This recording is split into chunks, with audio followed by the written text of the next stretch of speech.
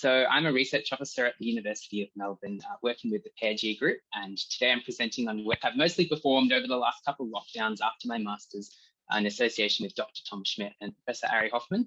And in my master's, I looked at the study of mosquito dispersal in Malaysia, and I've extended the ideas there to develop, I guess, with the assistance of Tom, a method for looking at particularly intergenerational dispersal in animals. And also I've used my R skills and put together a coding package in R, which will hopefully make it easier for others to follow those footsteps and research the same thing. So an R package in Shiny. And so today I'm going to quickly take us over, firstly, the kind of background concept, intergenerational dispersal, why that's important, look at the method we've been using and developing to estimate dispersal between generations, primarily using genomic data, so SNPs and all of that, and then introduce the package and the app with a demo if we're lucky. If not, we'll keep moving, looking at some sampling recommendations for if you're also wanting to deploy this method, and finally looking at a case study in a European butterfly of how to, I guess, do this method in a new species. So firstly, intergenerational dispersal. Dispersal is a key process that connects organisms in both time and space. Assessing it is really important to understand the risks of invasive species, to better manage conservation, and also to plan pest control operations.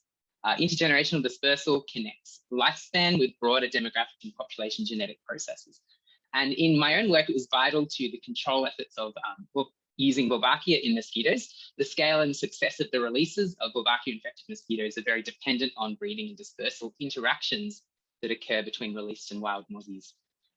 And so intergenerational dispersal specifically occurs, as the title suggests, over multiple generations. So it involves understanding the pedigree of a species, and it also captures the movement of that pedigree over space. So you've got a dispersal pedigree there on the right that this is all based on.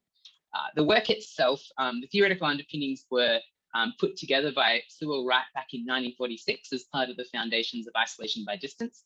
He frames this in terms of the genetic neighborhood of a species. That is the subpopulation of individuals from which the parents are likely to be drawn.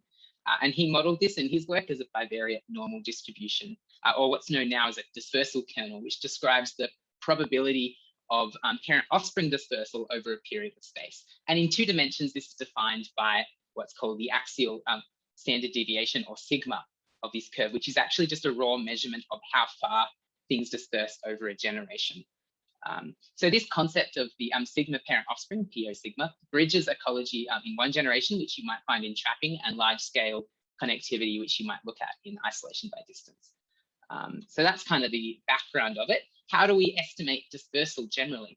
Well, we have 2 approaches that we often use. One is using basically spatial genomic data and maybe plotting, like here, an isolation by distance curve and trying to understand the traits of that over time. And we can combine that with density estimates to also estimate kind of parent-offspring dispersal via a broad scale perspective.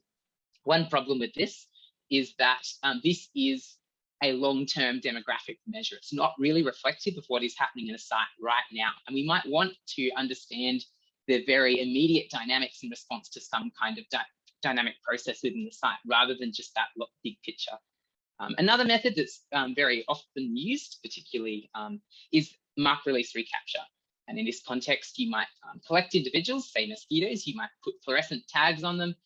In that context, you might release them, allow them to disperse, and then recapture them at a second time point, maybe with sticky traps, and then get a sense of the overall movement of the species across that life phase. Limitations here involve, often there's a direct manipulation of the species, which could disrupt many things. There's also the fact that this is all limited to some component of one generation. So it's not giving you the complete picture of dispersal over multiple generations in a species. So to kind of get around that and look at intergenerational dispersal, we picked up on a method called close-kin mark recapture, which was originally developed to estimate fish abundance in fishery type work, but we're applying it to dispersal. And this builds on mark release recapture and basically brings up the insight that the genetic kinship relationship between 2 individuals actually marks or identifies them as connected to each other, and it recaptures information about the processes that connect these individuals, which would be, for example, the dispersal of the mother in laying eggs in different locations over position dispersal. And so if we apply this, we get information from the distribution of multiple close kin in our data set about the total dispersal processes that led to this separation. So to get a better sense of how this might work out in practice, consider the dispersal events that occur across a mosquito life cycle. The young adult disperses from its natal site before mating, and then the female further disperses, has a blood feed, maybe finds a human, gets some blood, then looks for a suitable site to begin ovipositing. Finally, during oviposition, this mosquito disperses from site to site, distributing eggs. All of these events, these individual dispersal and breeding events, contribute to the larger event that Wright was looking at, which is parent-offspring dispersal. It's difficult to measure parent-offspring dispersal in mosquitoes directly, but all of the component events of that are actually encoded into kin relationships. So the positioning of your full siblings and the positioning of your first cousins in different ways. And the graph there reflects that this is a phased relationship. So what we need to do is we treat the dispersal associated with these events with an additive model of variance, which we see each of those events there is associated with the variance of that dispersal, and we can then decompose this these more complex intergenerational patterns in ways that directly estimate the dispersal between a parent and their offspring. So full sibling larvae collected from separate ovitracts track the skip oviposition of the mother. So that's a little bit like what we heard with the SIBSHIP work happening in flies before. The first cousin larvae, which you can also identify using large genetic data sets, track both their grandmother's oviposition and their own parents' dispersal across the entire lifespan. And we can decompose this and subtract the full sibling estimate that we took from full siblings from that first cousin dispersal to get a residual dispersal estimate, which is actually the same as the parent offspring dispersal across a lifespan, which is very exciting. So we looked at this work initially in Mentari Court in Malaysia, and this is just a few grabs from that study. There's the site. We sampled 162 Aedes aegypti mosquitoes in this complex over 3 weeks. It was an area of 250 by 500 meters. We sequenced them using ddRAD-seq, and then we basically ID'd 3 orders of kinship in the site, so full siblings, half siblings, and cousins. And we combined this information to estimate parent offspring dispersal sigma of 46 meters, which corresponds to a genetic neighborhood in Wright's sense with a radius of 91 meters. And this was used to inform Bulgarkia releases. So putting this together and developing an R package, we've put together the R package we've put together contains a set of software tools that the hope will empower researchers to conduct their own CKMR dispersal studies on mosquitoes or other species.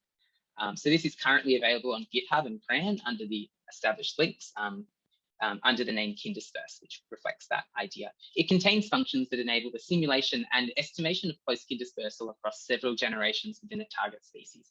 Its default functions are built around Aedes aegypti, because that's what I was working on, but we've extended it to include modeling features enabling adaptation to a variety of organisms. So it has 3 basic things. You can simulate functions using simulate dispersal. You can test your field sampling constraints if you're putting together a trial. And then you can use functions within this package also to estimate axial dispersal as well from your own data. And it also comes with a bundled Shiny app, which I may just have, I don't think I'm going to have time to run. This is a 2-minute demonstration of how to use it. I'm just going to skip past that. There we go. And we used all of that modeling basically to simulate sites and come up with some optimal sampling conditions that you might use for if you were designing your own site. These are in the paper, so I'll skip over this in the interest of time. But just thinking about this as a insect conference particularly, I was very interested in demonstrating how you might apply this from a mosquito to your own species. So I've picked semi at random the dusky large blue butterfly, Maculinea nausiphus, which occurs in Europe. This butterfly associates with ants and has a very unique life cycle. Well, others also have similar life cycles, I guess.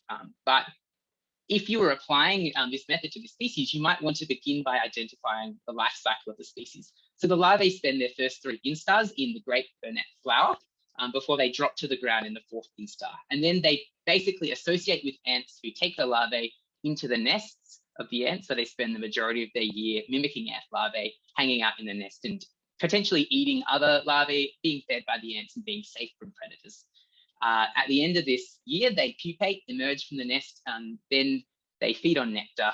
Over a couple of days, they breed, then they oviposit back on the great burnet flowers and complete the life cycle.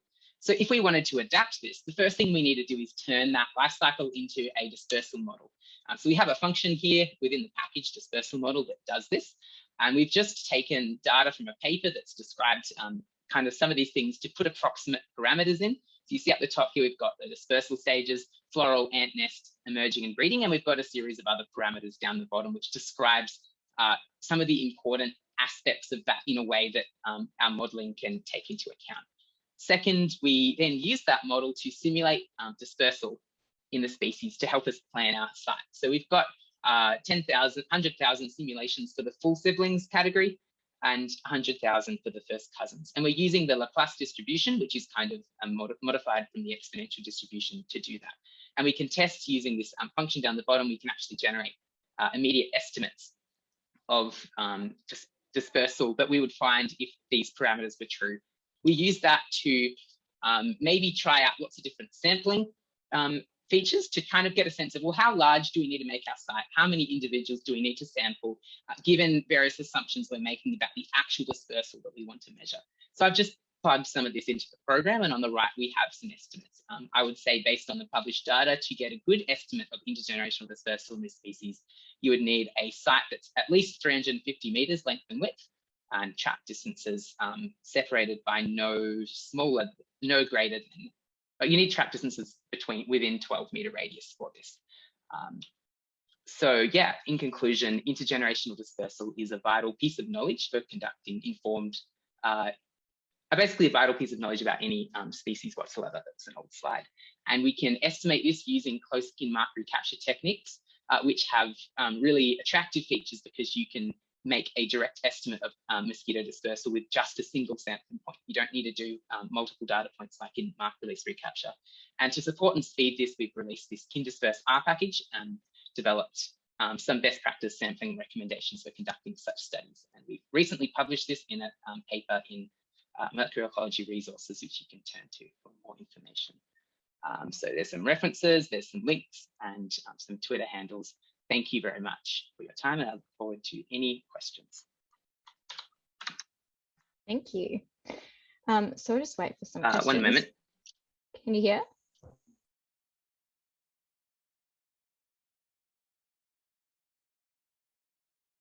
I have sound. Cool. Now I have sound for everybody again, so I can hear anything anyone says. Cool.